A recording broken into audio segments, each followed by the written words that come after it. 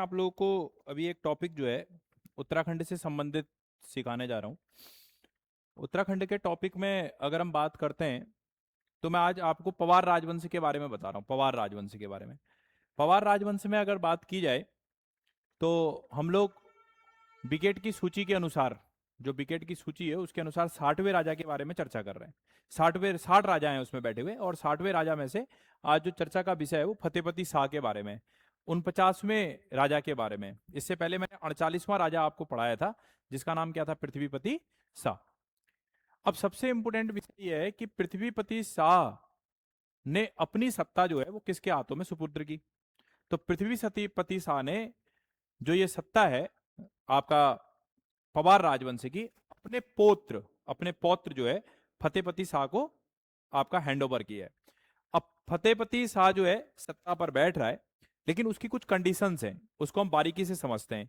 और सबसे इंपॉर्टेंट विषय यही है कि परीक्षा के मानक के अनुसार परीक्षा किस प्रकार के क्वेश्चनों पर फोकस करेगा, कूट के सवालों में किस प्रकार का भाव रहेगा, वो सब की अगर क्लियरिटी रहे तो चीजें बड़े आसान रहेंगी। तो सबसे पहले हम बात करते हैं विकेट की सूची के अनुसार 60 राजाओं में से 49वें राजा फतेहपति शाह की। 1664 से लेकर के 1716 एक अच्छा खासा टाइम ड्यूरेशन फतेहपति शाह ने आपका पवार राजवंश के समय में आपका किया हुआ है। फतेहपति शाह जो है पृथ्वीपति शाह का पौत्र है, पहली जानकारी तो यही, पुत्र माने पोता है। पृथ्वीपति शाह ने अपने जीवन काल में ही फतेहपति शाह को राजा घोषित कर दिया था, या अपना उत्तरदायित्व या उत्तराधिकारी उसको दे दिया। पृथ्वीपति शाह के संरक्षक की भूमिका के रूप में आपका फतेहपति शाह ने काम किया है, संरक्षक की भूमिका के रूप में काम किया है। और पृथ्वीपति शाह जो है 1668 ईस्वी में पृथ्वीपति शाह की जब मृत्यु हो गई तो मृत्यु के समय भी आपका फतेहपति शाह जो है वो एक अल्पायु का बालक ही है। तो कुल मिलाकर के सत्ता जो है पृथ्वीपति शाह के उत्तराधिकारी के रूप में फतेहपति शाह सत्ता पर बैठा है। और आप देख रहे हैं कि जिस समय राजा मर गया है पृथ्वीपति शाह, इससे पहले जो 48वां राजा था वो मर गया, तो उस कंडीशन में भी ये अल्पायु पे ही है। और ऐसी स्थिति में फिर से उसको संरक्षक के रूप में जो उसका काम करेगी वो राजमाता कटौजी करेगी। राजमाता क्या करेगी? कटौजी। तो यहां पर राजमाता कटौजी से संबंधित प्रश्न परीक्षा के लिए काफी इंपोर्टेंट है कि राजमाता कटौजी के द्वारा संरक्षण दिया गया। इसी प्रकार से पृथ्वीपति शाह का ये पोता था, और कुछ पॉइंट है, जीवन काल में ही दे दिया, संरक्षक की भूमिका के रूप में भी काम किया, जब मरा उस समय भी वो अल्पायु का ही था फतेहपति शाह, इसीलिए संरक्षक की भूमिका में किसने काम किया? राजमाता आपका कटौजी ने। समकालीन मुगल शासक, अगर मैं आप लोगों को समझाया होगा मैंने पहले भी, और एक बार फिर से समझाता हूं मैं इसमें, कि अगर हम बात करते हैं कि उस कंडीशन के बारे में, हमारा उत्तराखंड जो है इस प्रकार से, आपका उत्तराखंड का एक नक्शा अगर मैं क्रिएट करके आपको समझाऊं कि उत्तराखंड का भाग जो है कुछ इस प्रकार का डिवाइडेशन है। इसमें ये वाला हिस्सा जो है, ये हम अभी आपको एट अ ग्लांस चीजें समझाने के लिए आपका बेसिक नक्शे का प्रयोग कर रहा हूं मैं। ये वाला जो हिस्सा है वो कुमाऊं का क्षेत्र है।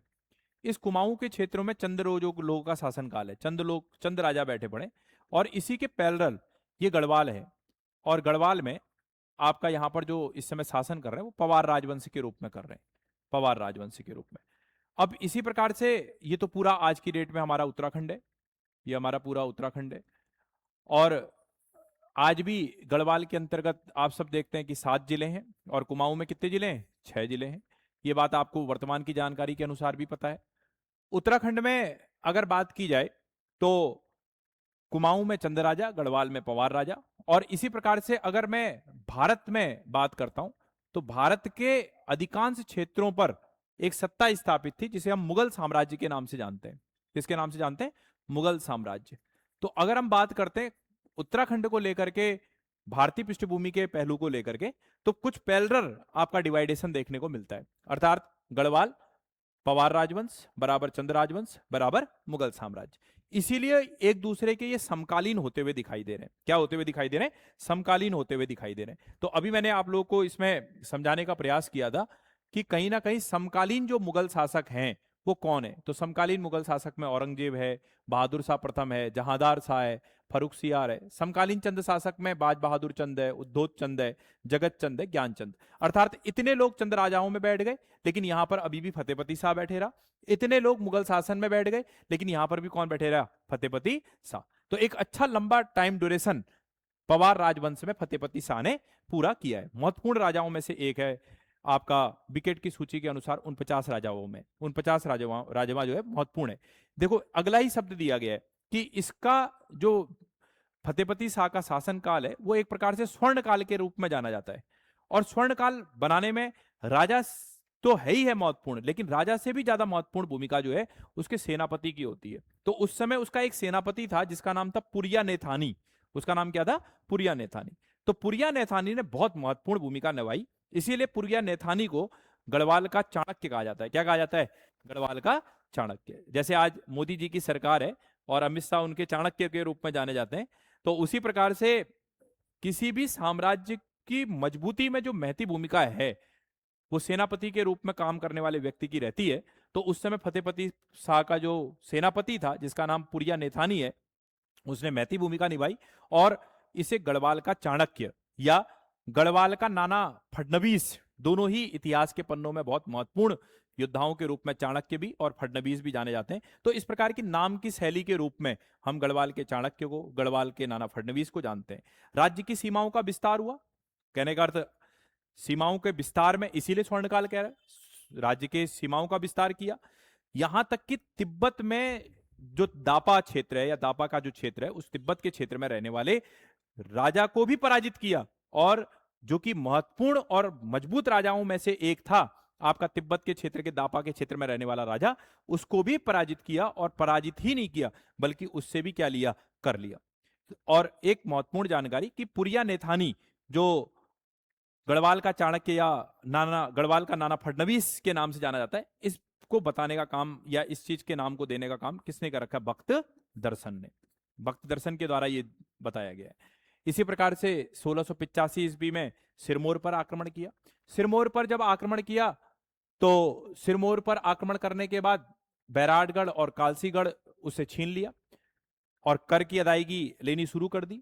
और ऐसी स्थिति में सिरमौर के जो नरेश हैं, राजा हैं, उन्होंने आमंत्रण दिया गुरु गोविंद सिंह को, आपका सिखों के गुरु गोविंद सिंह को आमंत्रण दिया और उनसे यह कहा कि आप इस क्षेत्र में आकर के क्या करें? दुर्ग का निर्माण करें। तो कुल मिलाकर के हम फतेहपति शाह की एक स्टोरी को पढ़ रहे हैं और उसको समझने का प्रयास कर रहे हैं, और इसी क्रम में फिर आगे हम उसके और विस्तार की चीजों को समझते हैं।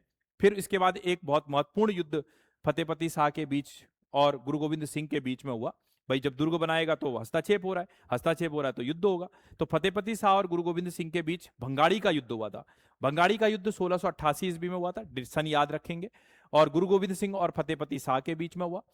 युद्ध स्थल जो था वो आपका पोंटा साहिब, हिमाचल प्रदेश, पोंटा जो हिमाचल प्रदेश में पड़ता है वहां पर है।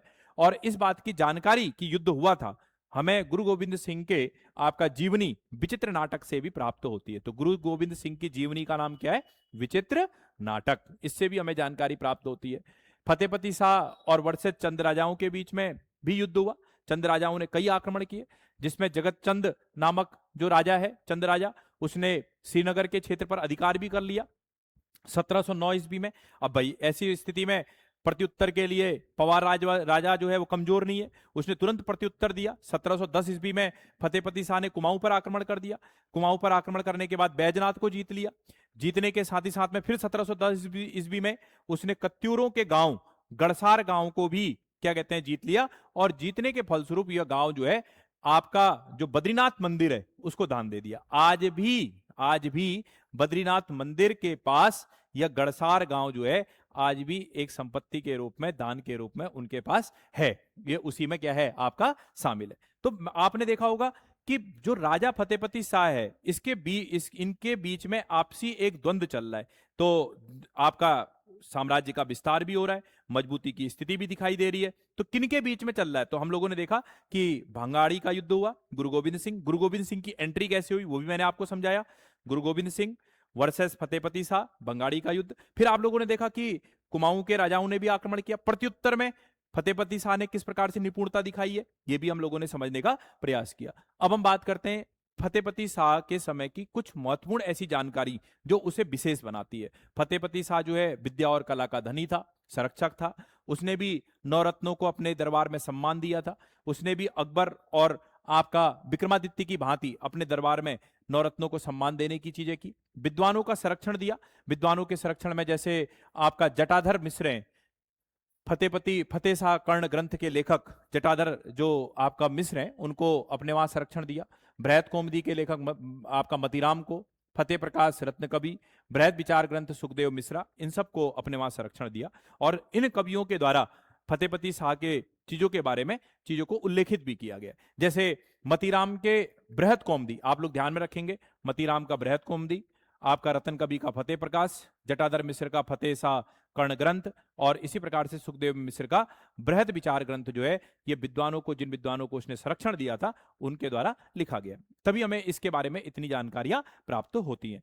गढ़वाल का शिवाजी किसने कहा? बृहत कौमुदी में मतीराम ने कहा। कई बार पूछता भी है कि गढ़वाल का शिवाजी किसने कहा, तो मतीराम ने कहा बृहद कौमुदी में, और शिवाजी से तुलना की है। इसी प्रकार से रतन कवि ने फतेह प्रकाश में इसको हिंदू का संरक्षक, सील का सागर, सील माने धैर्य, धैर्य का सागर, और उद्दंडों को दंड देने वाला बताया है। उद्दंडों को दंड देने वाला। तो कई प्रकार के उपनामों का जो विश्लेषण है उसके नामों के साथ करने का काम इन कवियों ने किया है। इसी प्रकार से इसकी ख्याति, कवियों को सम्मान देने की, नवरत्न जैसी व्यवस्थाओं को पूरा करने के कारण अट्रैक्ट हुए, इसकी ख्याति के कारण से। कौन? मतीराम और नीलकंठ। ये गणराज्य की क्षेत्र की ओर आने का इन्होंने काम किया। ये भी पॉइंट आप लोग समझे होंगे।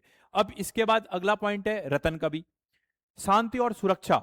रतन कवि बताते हैं कि फतेहपति शाह के शासन काल में इतनी शांति और सुरक्षा थी कि लोग घरों में ताले भी नहीं लगाते थे। लोग घरों में ताले भी नहीं लगाते थे। इस बात को भी आपका बताया गया। इसी प्रकार से सिख गुरु रामदास को इन्होंने आश्रय दिया। सिख गुरु जो रामदास हैं, इनको भी अपने वहां आश्रय दिया।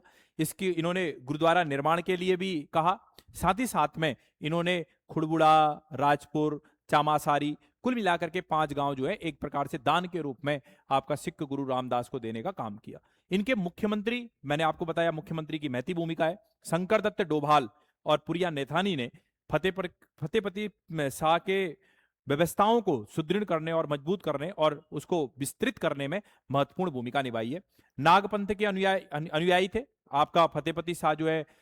ये जानकारी मिलती है कि ये नागपंथ के अनुयायी है। सीधी सी बात है, इनकी तुलना जो है आपका मोलाराम ने तुलना की है इनकी फतेहपति शाह की प्रीतम शाह से। किससे की है? प्रीतम शाह से। तो मोलाराम ने तुलना की है आपका फतेहपति शाह की किससे? प्रीतम शाह से। और इसी प्रकार से इन्होंने अष्टकोण रजत मुद्रा का भी संचालन किया। साथ ही साथ में अब बात आती है कि 1716 ईस्वी में मृत्यु हो गई, और उसके उपरांत इनका ज्येष्ठ पुत्र जो है 50वें राजा के रूप में, 49 के बाद क्या आएगा? 50वां। तो विकेट की सूची के अनुसार 50वां राजा जो था वो कौन था? उपेंद्र शाह गद्दी पर बैठा। तो अभी हम लोगों ने एक राजा के बारे में संपूर्ण व्यवस्थाओं की जानकारी को लेने का प्रयास किया, परीक्षा की दृष्टिकोण से भी चीजों को समझने का प्रयास किया। अल्प आयु से एक मजबूत और स्थायी राजा के रूप में काम करने का काम फतेहपति शाह ने किया है, इस बात की भी जानकारी हम लोगों ने इकट्ठा करने का प्रयास किया। तो इसी प्रकार चैप्टर वाइज चैप्टर उत्तराखंड में चीजों को अपने साथ जोड़ें, और एक एक राजा के महत्वपूर्ण चीजों पर, खासतौर पर उसकी प्रशासनिक, राजनीतिक, सामाजिक, धार्मिक जो नीतियां हैं, इस पर फोकस करें। हर परीक्षा में, पीसीएस से लेकर के लोअर पीसीएस से लेकर के ग्रुप सी जैसे एग्जामों में, यहां से प्रश्न आपको बनते हुए दिखाई देते हैं। तो अगला टॉपिक जो है हम लोग किसके साथ पढ़ेंगे? उपेंद्र शाह के साथ पढ़ेंगे। आज के लिए इतना ही।